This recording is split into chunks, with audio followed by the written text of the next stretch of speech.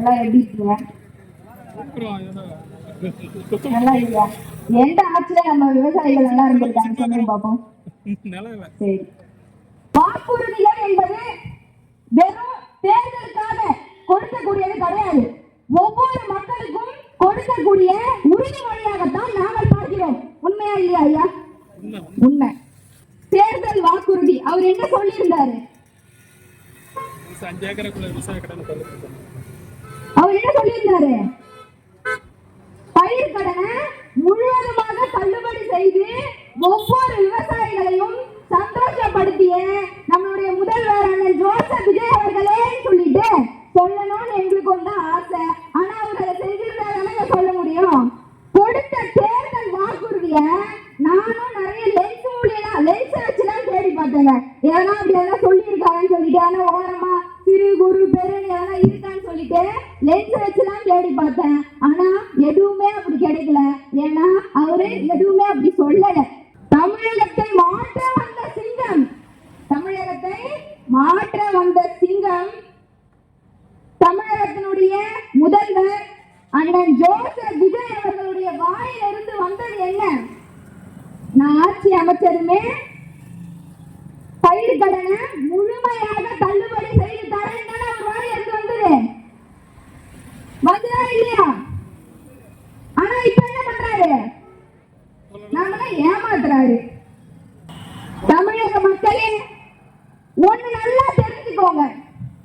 இது நமக்கு வந்த மாற்றம்னு நீங்க நினைக்கிறீங்க. ஆனா தமிழகத்துக்கு தமிழக மக்களை ஏற்படுத்தி கொண்ட ஏமாற்றம்ன்றது உங்களுக்கு தெரியாம இருக்கு. இப்போ ஒருத்தர் வந்து விவசாயத்தை விட விளையாட்டு ரொம்ப கஷ்டமானதுங்கிறாரு.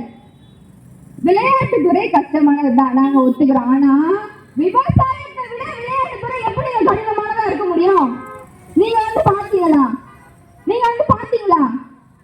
சரி, இதுவே வந்து இவர விளையாட்டுத்துறை அமைச்சரா போட்டதுனால இந்த வார்த்தை சொல்றாரு. இதுவே இவர மதுவிலக்குத்துறை அமைச்சரா போட்டிருந்தா என்ன சொல்லியிருப்பாரு? சரக்கு காய்ச்சி அந்த பாட்டிலுக்குள்ள ஊத்தி அது மேல ஸ்டிக்கரை ஒட்டி அது மேல 20 ரூபாய் வச்சு இந்த முட்டாள் மக்களை ஏமாத்துறதுக்குள்ள நான் படுற பாடு இருக்கு. ஐயோ எப்பா சொல்லிருப்பாரா இல்லையாங்க? சொல்லிருப்பாரு. இதுல என்ன ஒரு கொடுமைனா, அடுத்த ஜென்மோன்னு ஒண்ணு இருந்தா, யார் சொல்றது? நம்ம முதல்வர் சொல்றாரு. அடுத்த ஜென்மோன்னு ஒண்ணு இருந்தா விவசாய குடும்பத்துல தான் நான் பிறக்கணும். சொன்னாரா இல்லையா? எல்லாரும் கேட்கணும். What bro? நான் என்ன கேட்கிறேன்னா, நகரத்தை கொடுத்தியது யார் என்பது இந்த கேள்வி கிடையாது. நகரத்தை கொடுத்தியது யார் என்பது கேள்வி கிடையாது. பைத்தியத்து கையில தீப்பெட்டி கொடுத்தது யாரு? புரியுதா? புரியுறவங்க புரிஞ்சுக்கோங்க. எனவே மாண்புமிகு தமிழக முதல்வர் அண்ணன் ஜோசப் விஜய் அவர்கள் சொன்னபடி, விவசாயிகளுக்கு சொன்னபடி முழுமையாக தள்ளுபடி செய்ய வேண்டும் என்று கேட்டுக்கொள்கிறோம்.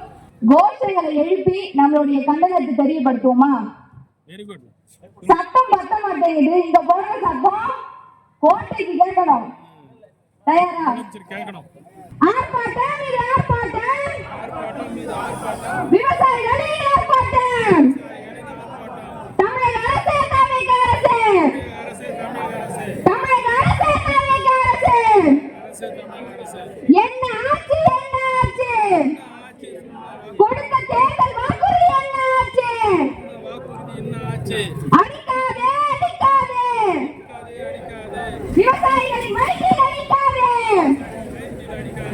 கேக்குதா, கேக்குதா, கேக்குதா? தமிழக